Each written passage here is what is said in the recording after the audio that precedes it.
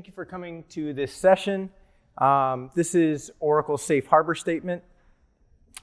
And we're going to look at some really cool stuff today.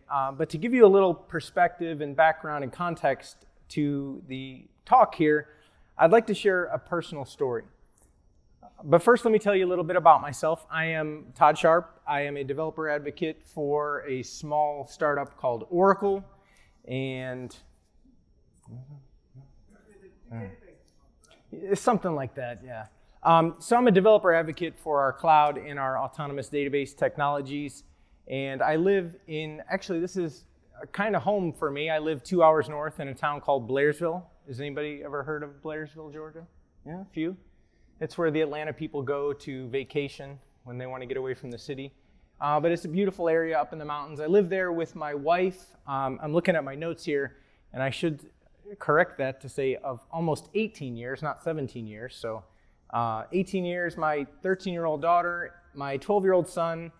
We have a potbelly pig, 6 chickens, a dog, and a cat. And my wife wants another dog for her birthday in April, and I'm just not on board with that plan. But yeah, it can be a little stressful at times, but we love it. We moved from Cleveland, Ohio down here 6 years ago almost now. So wanted to kind of get away from the rat race in the city. So we moved to the country and we're still there, believe it or not. But today I'd like to tell you a story about my daughter, Ava. So Ava's pretty much your typical 13-year-old girl, almost 14. She's very smart. In fact, she just got accepted into the STEM Academy going into high school next year. So one of 15 schools in the state of Georgia has a certified STEM program. She got accepted into that. I'm very proud of her for that. But she's involved in like honors chorus, you know, beta club, archery, things like that. Your typical kind of 13-year-old girl. She's kind of quiet and shy around new people, but when she's with, her friends and family, she's just this goofy, fun-loving girl. So last spring and into summer, Ava started experiencing various symptoms that really at first seemed kind of unrelated to each other. They kind of seemed like really normal signs of adolescence. She was tired all the time, always hungry, always thirsty. And how many of you have teenagers? Being hungry and thirsty all the time is nothing new for a growing kid. But she started, getting some additional signs that we kind of started getting a little alarmed about. She started getting headaches all the time, blurry vision, things like that. So we started to get a little concerned. And it was around that point where my wife decided, all right, we need to get her into the doctor and see what's going on. So we made an appointment. We went into the local doctor, and my wife was kind of suspicious that it might be type 1. So she did a blood test and found out that her blood sugar, fasting blood sugar that day was 475 milligrams per deciliter. Yeah, and it's at that point where you feel like the worst parent on earth, but no, it's really high. So we brought her down to Atlanta, actually, and took her to Children's Hospital of Atlanta. Amazing group of nurses and doctors down there. And we really got it when she got diagnosed with type 1 diabetes. So we spent the next 3 days in the hospital. This is a couple of the nurses over at CHOA, and really just getting her levels under control. And really learning about diabetes, because when you're a parent of a diabetic child, you kind of have this crash course immediately. Now you have to figure out what this disease is, how do you treat it, how do you manage it. So we spent those 3 days just really learning what it means to be diabetic, how to listen to what her body is telling her. But more importantly, we're trying to help her realize that the disease doesn't really define who she is. It's just something that she deals with. It's a challenge that she has. It doesn't define who she is. So what exactly is diabetes? Everyone's here has probably heard of it, and there are definitely most likely people here who are affected by it in one way or another. But just for clarity, let's define it. Basically, it's what happens when your pancreas sucks and it decides it doesn't want to produce beta cells, which are the insulin-producing cells in the pancreas. And insulin is basically a hormone that controls blood sugar levels. So it's basically what happens is your pancreas stops making them. It's an autoimmune disorder. and there really is no known cause, but it's just a lovely thing that we have to deal with now. So, like I said, diabetes can't be cured, but diabetics can manage the disease through diet, getting regular exercise, and receiving insulin. Every diabetic is different, but a typical day in the life of a diabetic might involve blood glucose must be constantly monitored throughout the day. Now, many diabetics accomplish this via little glucose monitors like this one. Some people have continuous glucose monitors. But when they're doing it with one of these guys, they're pricking their finger and they're drawing a drop of blood. And this happens at a minimum of like 6 times a day, sometimes 10 times a day, sometimes 12 times a day. Diabetics must count carbs at every meal and most snacks. And it's important to be really accurate as possible when doing this because they use that carbohydrate data along with their current blood sugar levels to perform a calculation to determine the amount of insulin they need based on a very personalized formula.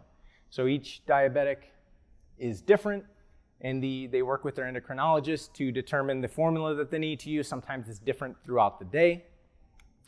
And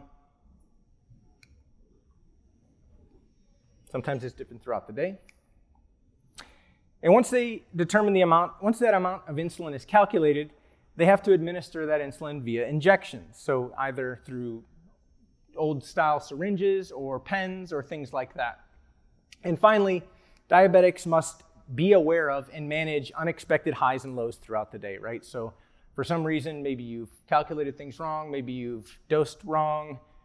There's going to be highs and lows throughout the day, and they're going to have to be managed manually throughout the day.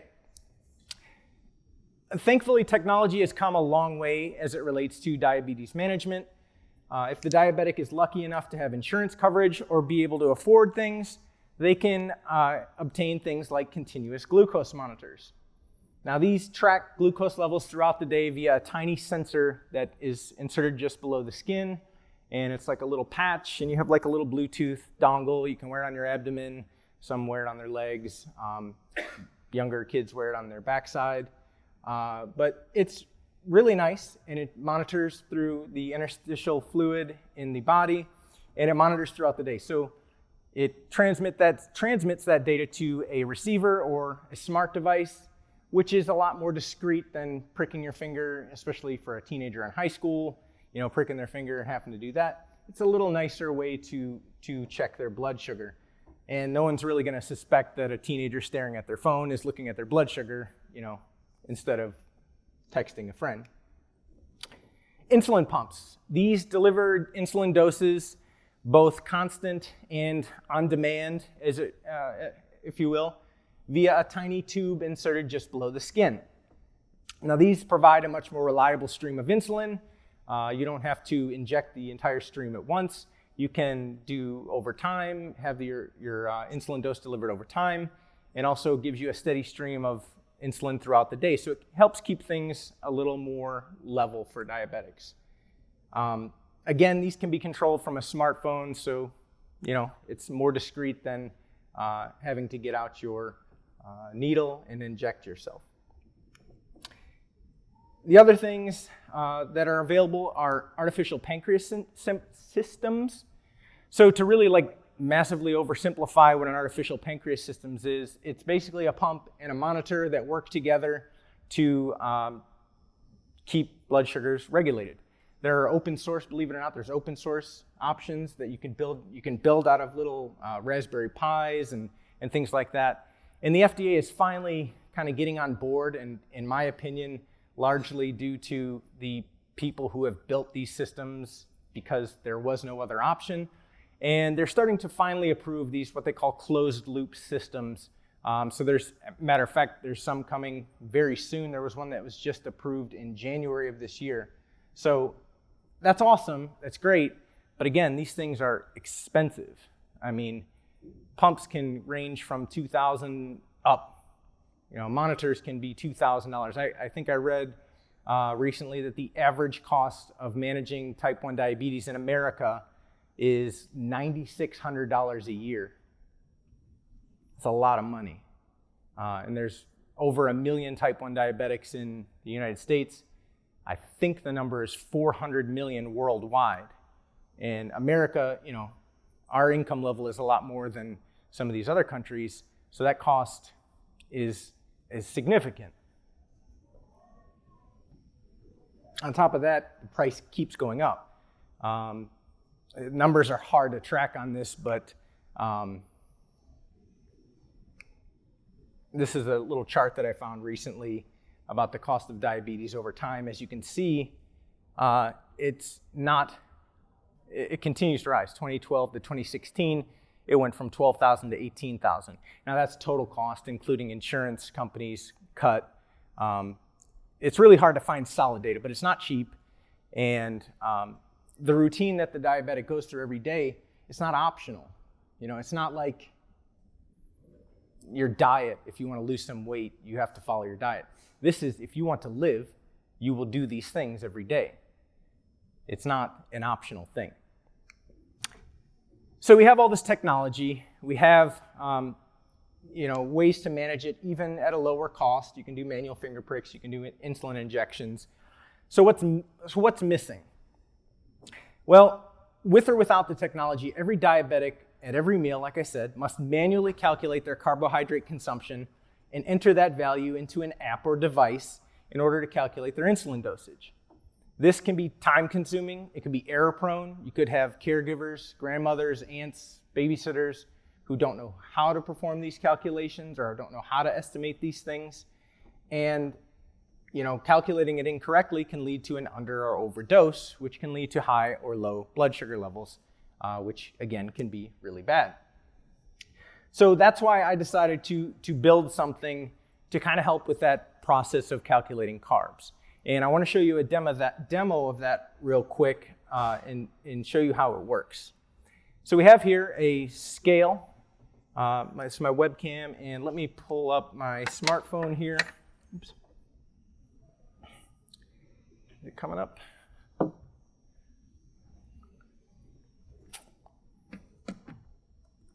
Should be coming up on the right there. Give me 1 second. Ah, there it is. Okay. So I built this app. It's a progressive web app, and we'll get into a little more of that in a second here, but let me just log out and, in fact, let me just relaunch it. So it's this progressive web application that I built. Still not coming up? Oh, it is. It's just very dark from this angle. I'm sorry. So the first thing you'll do is log into the application.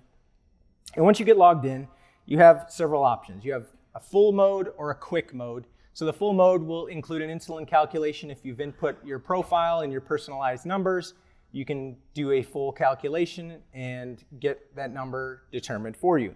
But as I said, if you have a pump, if you have another app that you use, Night Scout or something else, that calculates your insulin dosage and you just want to know the carbs, you can do a quick calculation. We're going to go ahead and do a full one for the demo here. And next choice is your formula. So as I said, throughout the day, your formula can be different. My daughter has 4 different formulas that she follows throughout the day: breakfast, lunch, dinner, and bedtime. Yeah, I think that's right, but I have snack here. And then you have a capture mode. So let's choose lunch. And we have 3 different capture modes. You can use a picture, we can use our voice, or we can use a keyboard. So the first thing I'm going to do is use a picture. So I have here a pretty standard kind of lunch that my daughter would probably be eating. And the first thing we're going to do is input an apple. So get a picture of the apple and upload that to the application.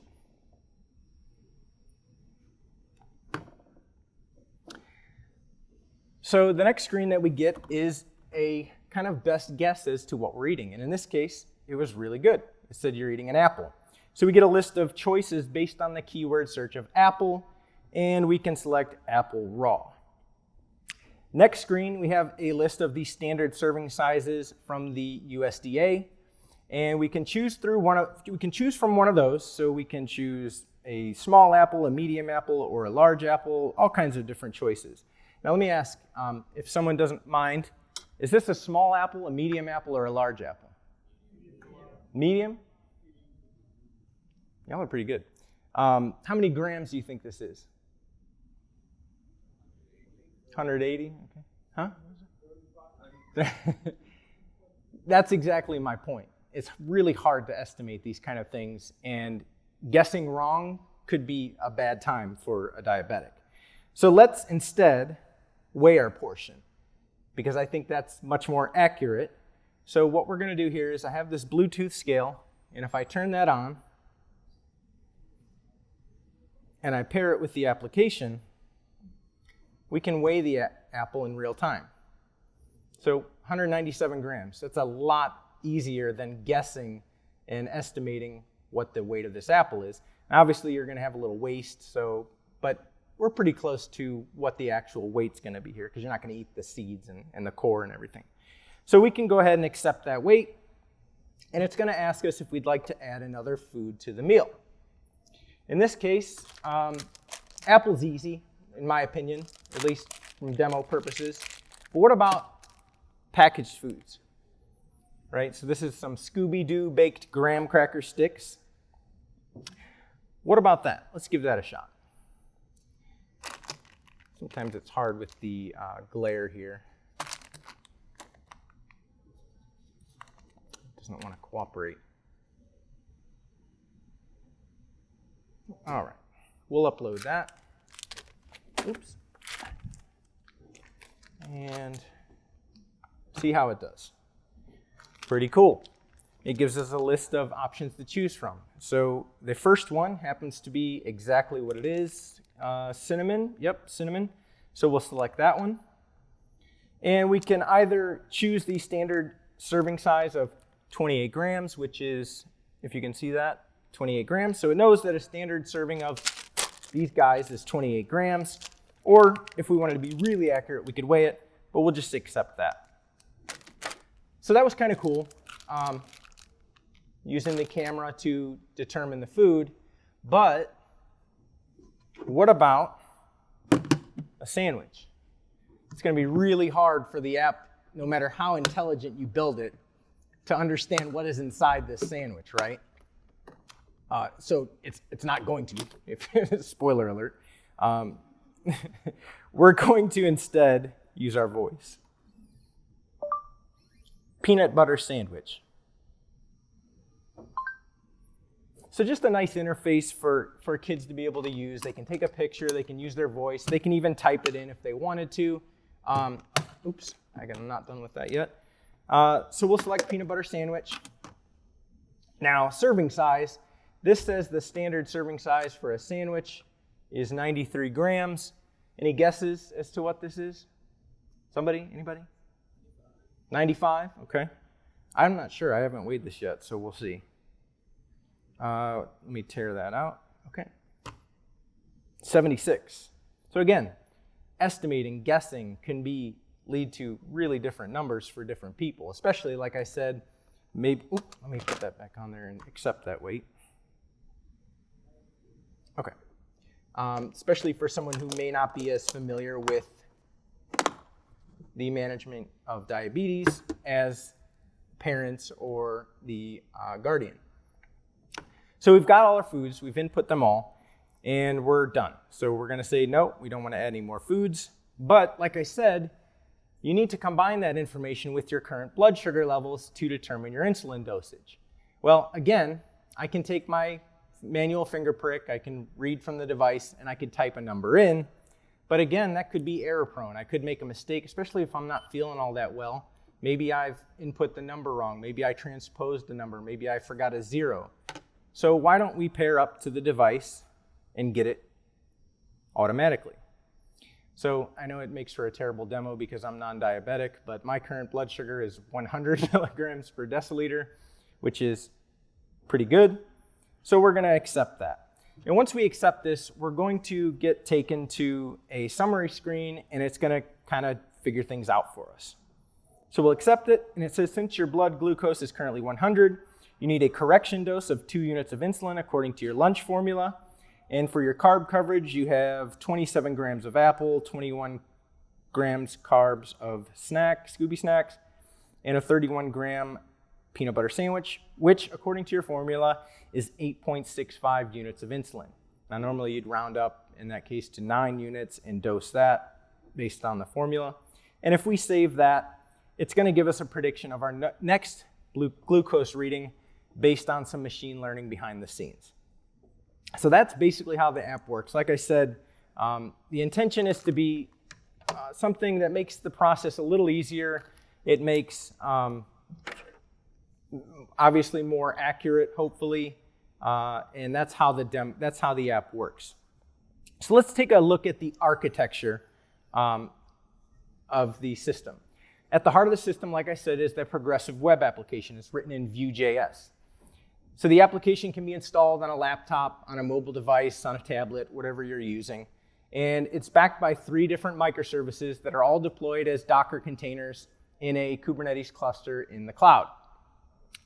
The user service stores its information, like target ranges and profile data, username, those sorts of things, in a autonomous database instance.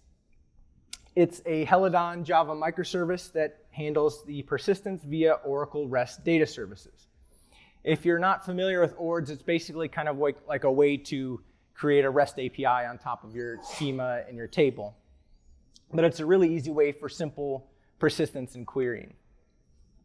The next microservice is the formula service, where all the formulas are stored. And it's written in Node.js using Express. And it handles the persistence operations for the user-specific formulas. For this service, all the data is stored as JSON documents inside the Oracle database.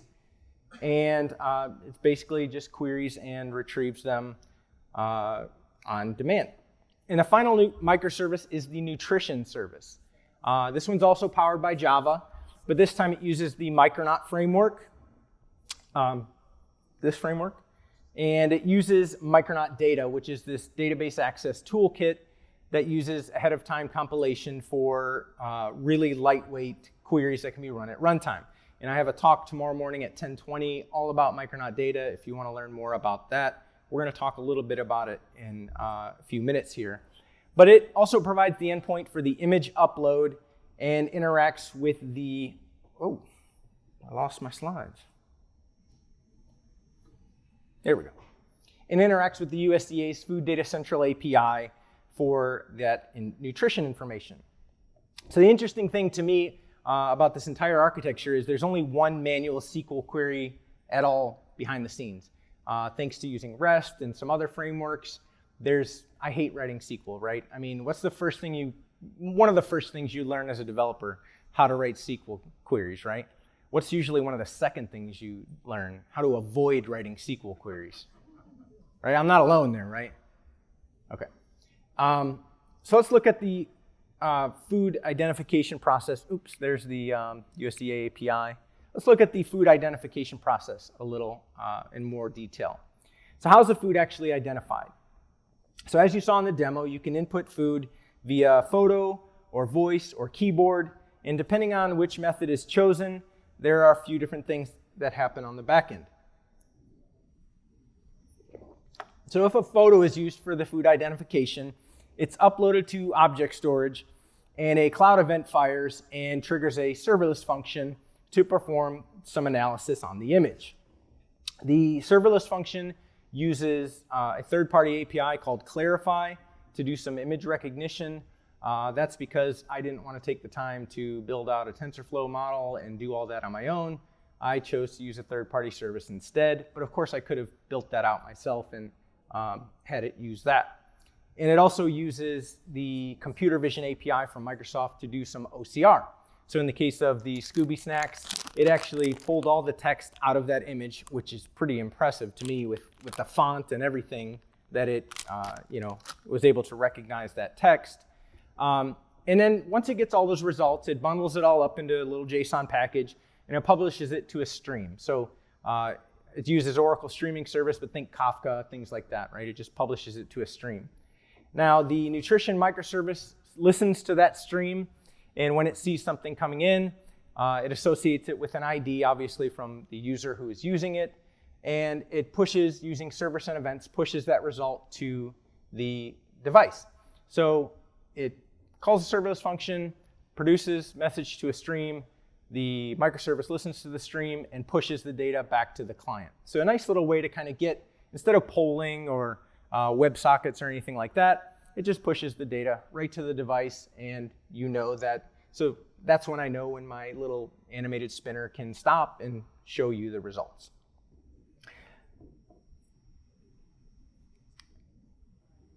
So the next step is to grab the nutrition information. If the image concept is identified, so like apple and orange or whatever it identifies, I do a search of the USDA's Food Data Central API, and that's how I get that list of apple options back to display to the user. It would be really difficult to know exactly what type of apple. So, I have to do a kind of keyword search based on the concept, let them identify exactly what it is. So, of course, they can override the concept if the wrong concept was identified. And when it fails spectacularly. I mean, when that Clarify API, sometimes it'll say beer. It's like, what? This is an apple. How did you get beer from this? So that was always funny. Which kind of makes for fun failures in demos, but it didn't happen, so I'm not going to complain. If an image did contain some text, like I said, in the case of an OCR, then that text is what I use as the basis for the query from the USDA's API. And once the user confirms the food, I go get the detailed nutritional information, so the carbs per gram, the fiber per gram, all of that stuff, and the standard serving sizes. I grab that again from the USDA's API. It's 2 different calls. Let's take a look at how the serverless function actually works. In this case, I'm actually showing you the a Node.JS version. I actually use a Java version. I have 2 different versions of the serverless function. But this is an example of the serverless function that performs the image recognition. Step 1 is to import a third-party library, like I said, called Clarify. Can you guys see that? I apologize, it's a little dark on this projector, but we'll do our best. And then in step 2, we construct an instance of the Clarify API, passing it our API key.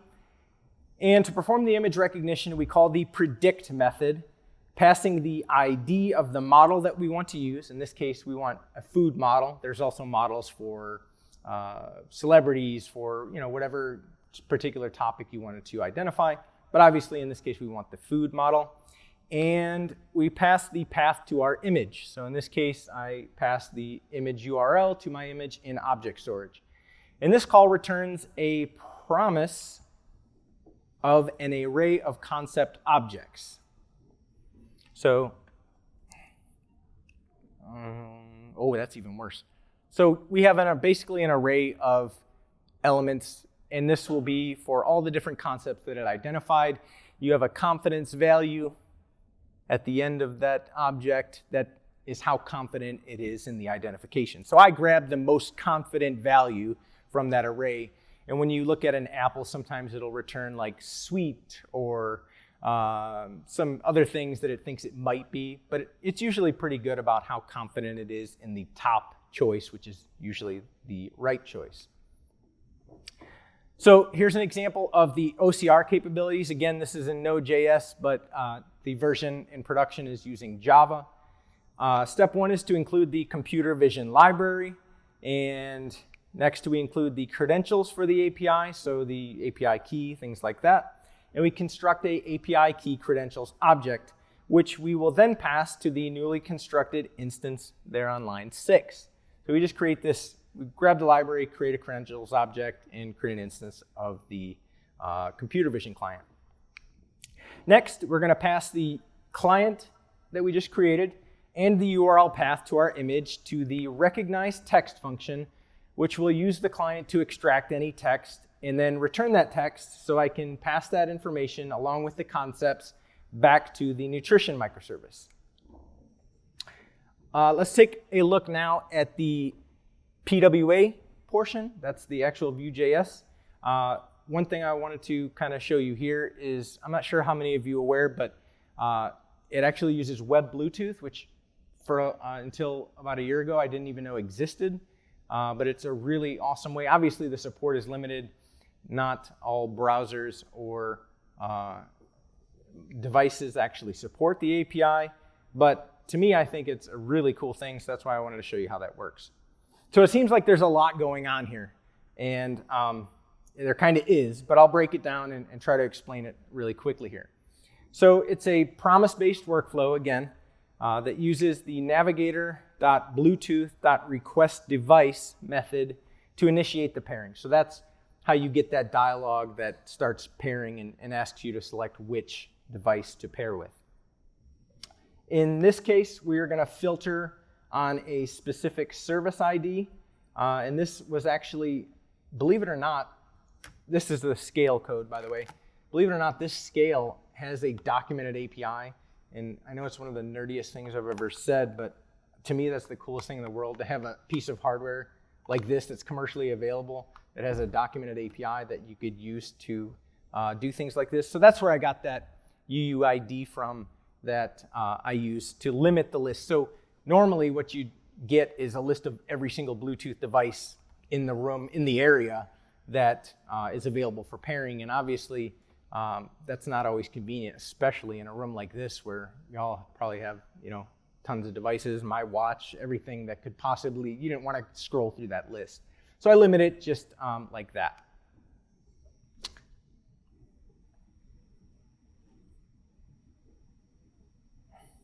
So once the user selects the device from that prompt, we grab a reference to what they call GAT server and retrieve the weight, service, and characteristic. These are kind of the terms that they use in the web Bluetooth world, or the Bluetooth low energy and / GAT world. And once we have the characteristic, we can add an event listener to start listening for changes in the values on the scale. In this case, obviously, when the weight changes, a new reading is available, we want to display that in the user, which is how we got that real-time weight being displayed on the device. And the only thing I do here is, man, that's hard to read. There we go. The only thing I do on line 10 there, which is this .current scale reading, is I have to divide the number by 10 to get the weight to display on the device. So the flow for the glucose meter pairing and retrieving values is very similar, although the actual value that it provides is much more convoluted. It's this kind of crazy formula where the first digit is the year, the second digit is the day, the third and fourth is the year, and you have to kind of extract all those values out. And thankfully, I found a project on GitHub that had already reverse engineered that for me, so I could just kind of steal the concept of figuring out which one was which. Not as well documented the glucose monitor as the scale was, but we made it work. So let's look at the user service, and like I said, it uses something called ORDS to persist and retrieve data from the database. And what is ORDS? I already kind of told you. It's a way to get data in and out of your database without SQL using the REST protocol. And I want to just kind of point out here that there are a lot of database systems that offer very similar capabilities. SQL Server, there's something called OData that's available for SQL Server, Firebase. There's something called Postgres that you could use for Postgres. MySQL has a plugin. There's all kinds of services out there that you could use to create this REST API on top of your database table. I'll give you a second to take a picture. I see that. Cool. So it's really kind of easy to use. You have to enable an endpoint on your schema and on your table. And I'm actually kind of, if y'all don't mind, going to show you really quickly how to do this. I'm going to mirror here because otherwise it might be a little difficult. Is that font okay? Yeah, a little small. Let me try to bump it up a little bit.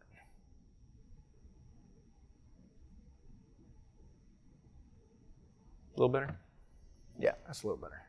So the first step is to, in my case here, is to create a user and grant it some permissions.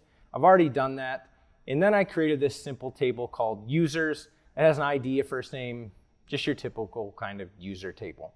So the first query that we need to run to enable ORDS for the schema, nope, that's not what I wanted to do. For the schema and the table is this query right here. My connection has been lost. All right, let's try it again. Okay, the next step is to create a REST client, and there's a function built into the Oracle database that lets you do that. And we just pass it a privilege name, just a name for the privilege that we want to create. Oh, I missed the end there.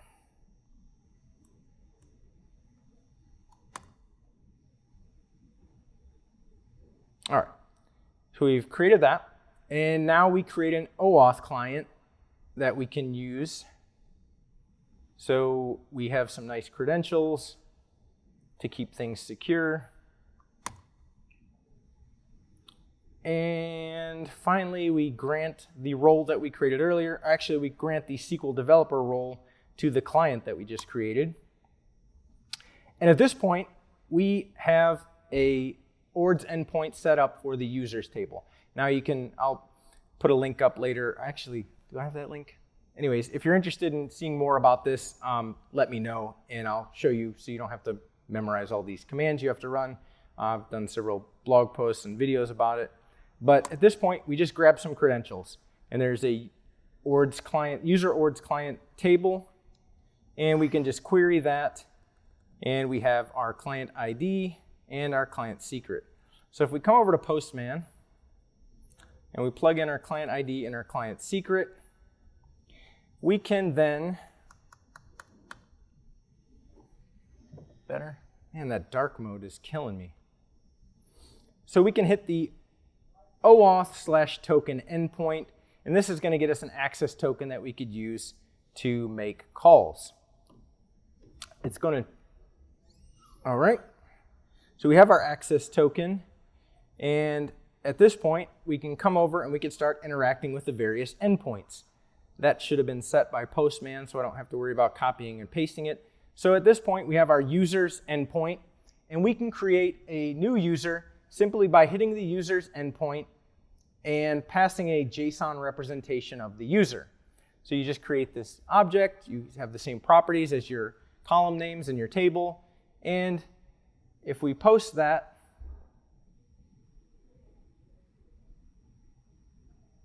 conference Wi-Fi is always a treat. All right, so we get back a user object. In this case, we have an ID assigned and a created on date generated by the system. And we can continue working with this really easily. If we wanted to update the user, we just add the ID to the end of the user's endpoint and make a put request.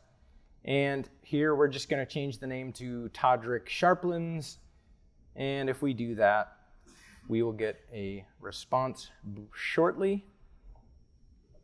And there it is. So it's been updated. My first name and last name are now updated. So we can list users, we can call the list users endpoint, and we get an array of items back, each containing an array of objects containing all the different users in the system. We can use pagination by passing an offset and a limit, and we can get a user by ID by just passing that and making a GET request at this time. So really easy way. We can even delete users, and we get a confirmation that our rows deleted equals 1. So if we come back to list users, we should, oh, I must have deleted the wrong ID.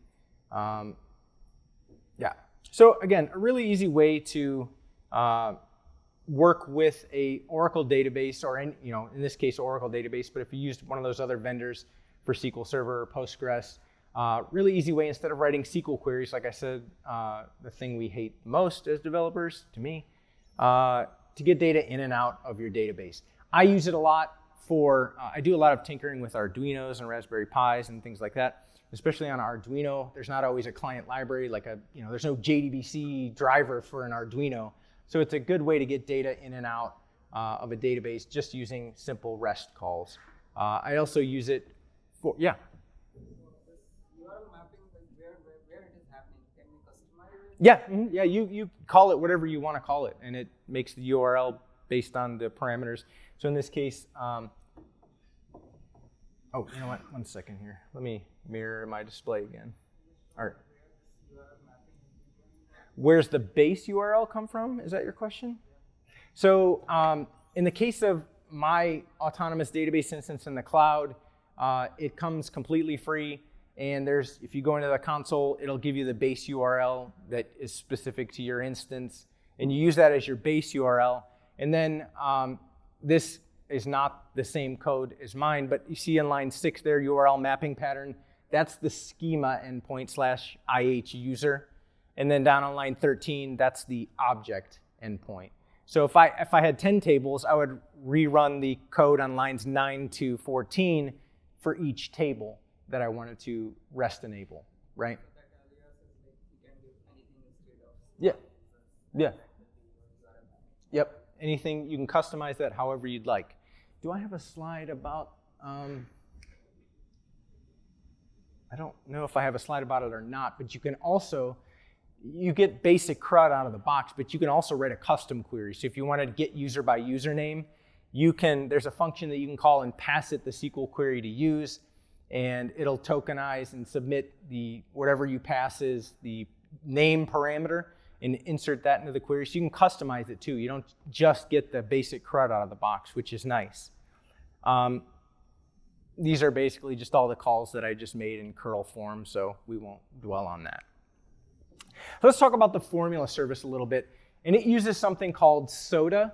And what SODA is it's simple Oracle document access. So it's basically multi-model support in Oracle DB. It's this set of like NoSQL style APIs, kind of like Mongo. I shouldn't say that, but similar to Mongo if you have used Mongo at all, to get data again in and out. In this case, JSON documents in and out of an Oracle DB. Retrieve them, query them, anything you need to do without, again, writing a SQL query. My boss is the database guy, and he's going to kill me for talking about not writing SQL queries. But no, it's a great product, and there's nothing wrong with talking about my disdain for writing SQL queries.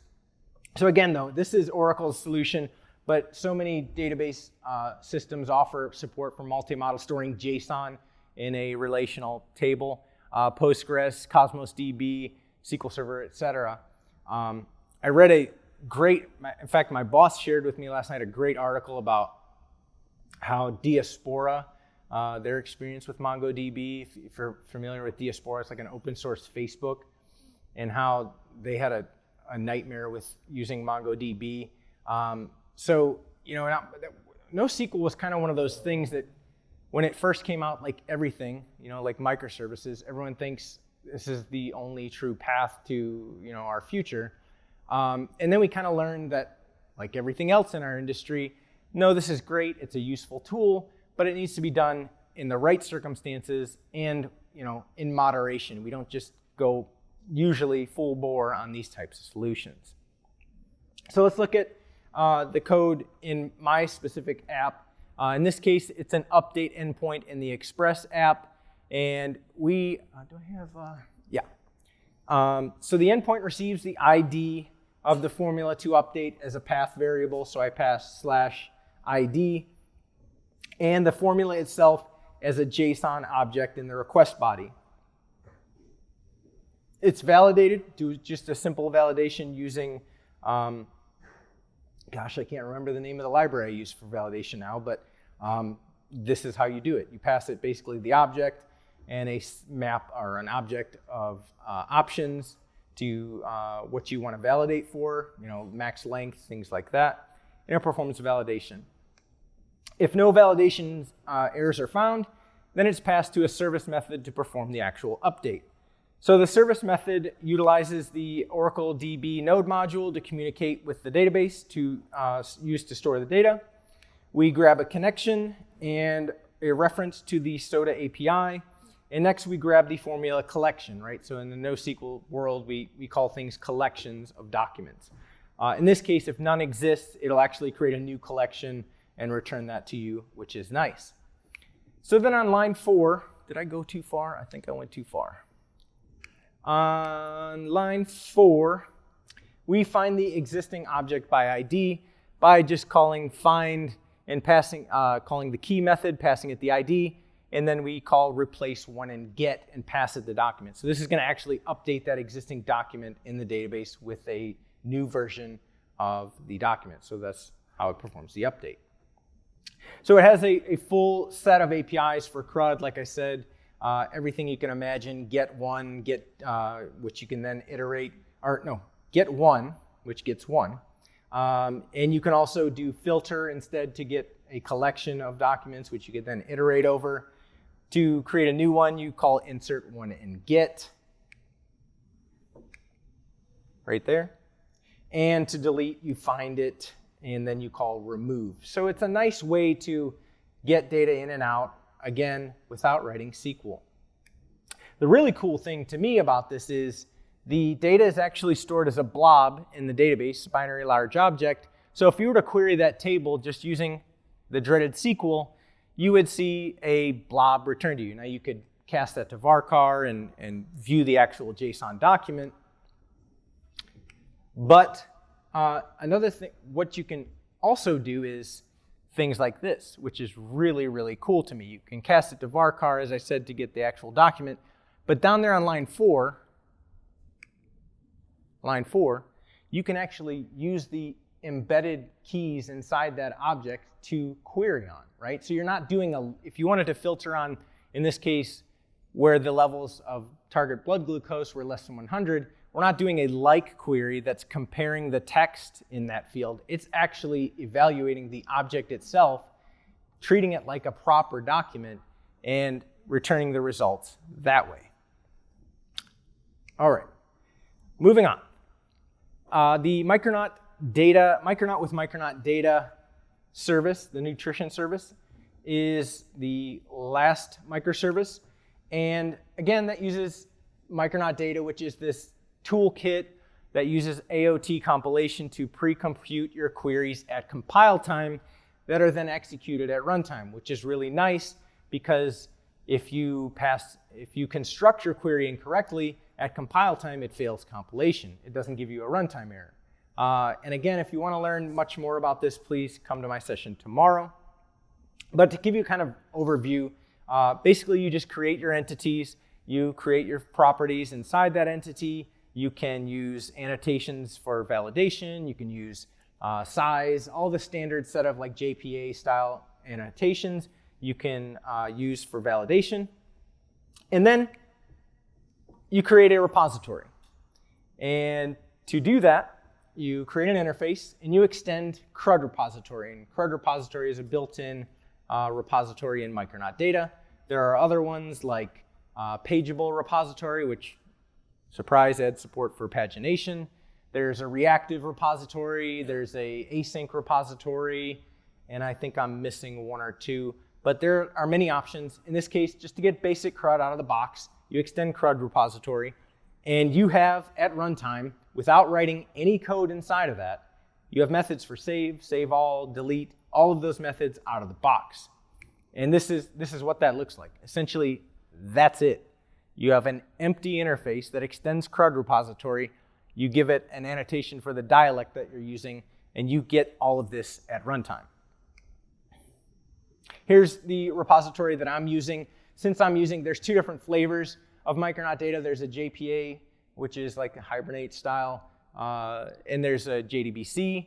JDBC just gives you the raw SQL, and that's why I'm using the JDBC repository annotation. In the case of JDBC, you have to manually define your update method.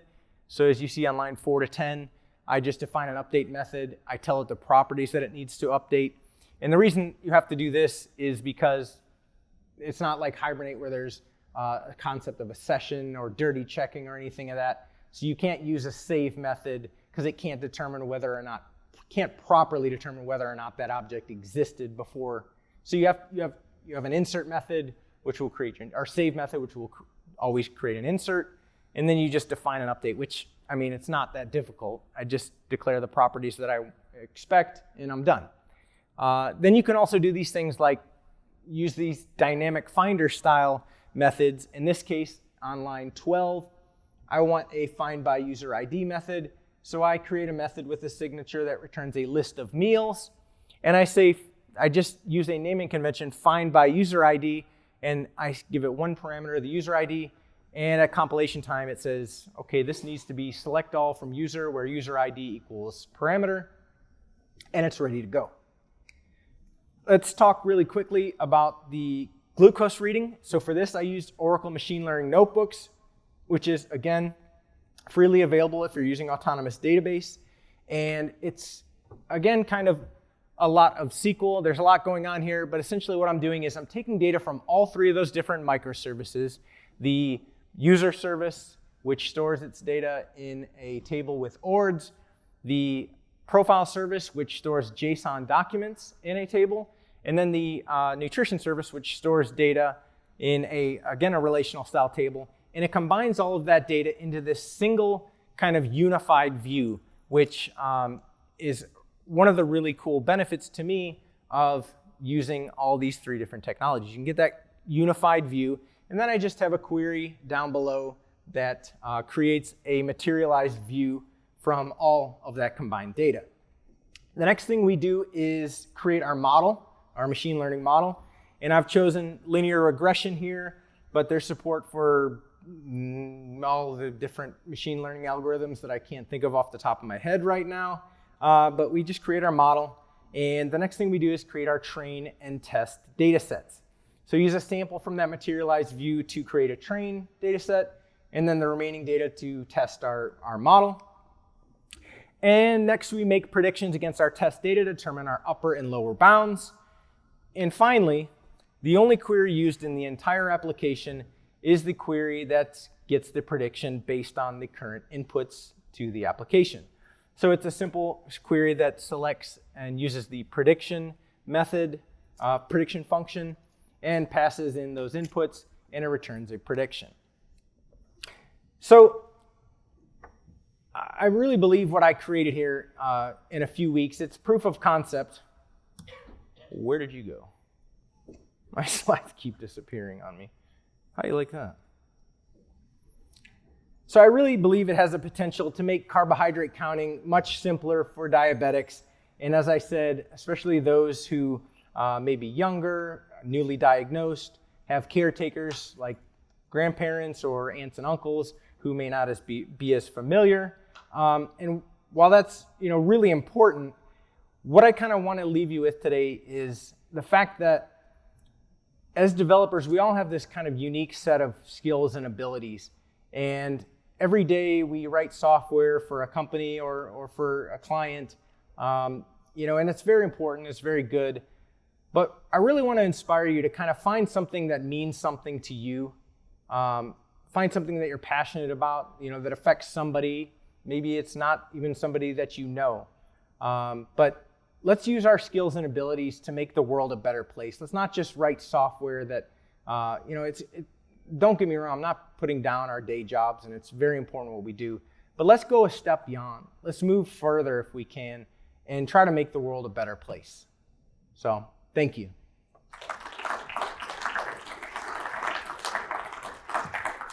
There's some contact information.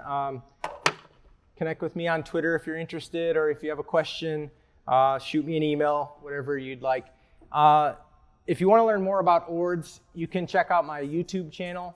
I have a video that kind of walks you through how to get it set up and how to, a little more detail on how to get started with it. My YouTube channel is also Recursive Codes, but I appreciate you having me here, and thanks for coming. Any questions? So you chose 3 different technologies. Yeah. What reasons for those? Was it to play with? Because each one there was some set that it did better in each thing, or? Some of it was to play with. Because I'm a developer advocate, I wanted to get a hands-on use case for some of these things that my company produces and that I support. Micronaut is not an Oracle product, but it's just a framework that I really like and I like playing around with. So I wanted to learn more about some of them. Would I have made decisions differently? Possibly, if I was doing this outside of, obviously my main motivation was to help my daughter and other diabetics, but I kind of crossed it over into my job and let that kind of serve a dual purpose. Would I have made different decisions had I not been influenced by my job? Probably. But at the end of the day, there's nothing that I used that I don't believe was the right decision, except maybe the JSON document. Again, it's such a limited use case, I think, for NoSQL style type persistence. It has its uses, and when it's appropriate, it's a great tool. But in my case, I guess it worked out all right. It's semi-unstructured data that I was storing, so it would have been a little tricky to, create a schema that supported that. But so does that answer your question?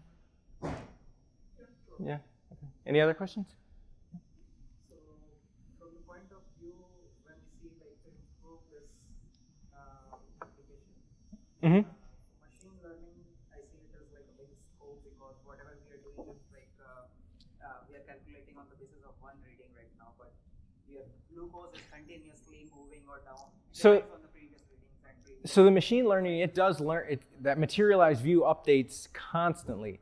That's what a materialized view does. It's always a live view of the data, right? So every time another meal is saved into the system, that machine learning algorithm gets better, and it gets better at predicting the next reading. No, not at all. Yeah, the machine learning in Oracle database, and this is my boss, he could probably tell you a lot more about it than I could, but any other questions? Yeah. It's like anything, right? I mean, you give a teenager a good tool, it's like, I don't have time for that. I shouldn't say that, but I wish I could say she uses it all the time. She uses it sometimes. Other times, sometimes it is easy in this case. Okay, this is 21 grams of carbs, right? But other times, if we're eating pizza or something, I'll have her get it out and use it. And usually, I think she'll type it in a lot.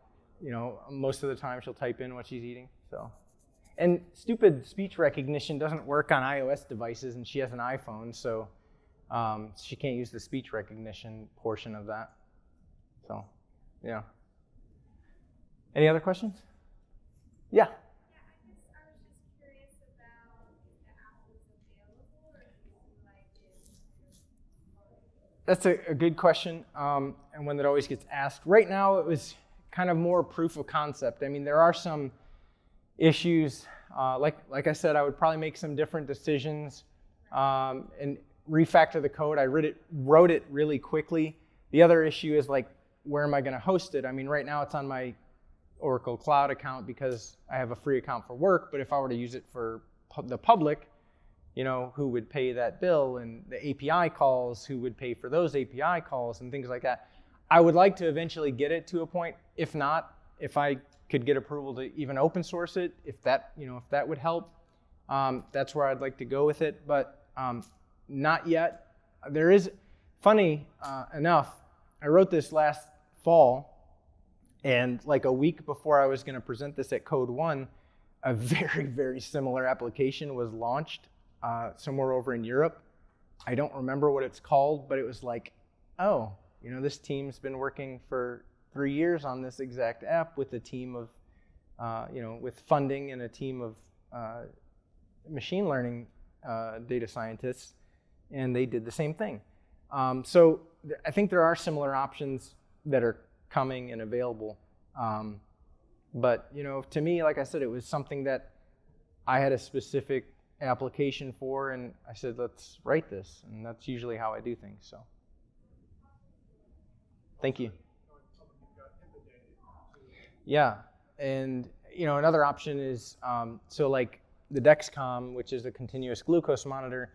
It has a API that you could use. So instead of pairing up with the Bluetooth, device, I could use the Dexcom API and pull the data directly from that. but it's like, okay, then I have to store the credentials for that, and I don't want to store people's passwords in my database, you know, and for other systems.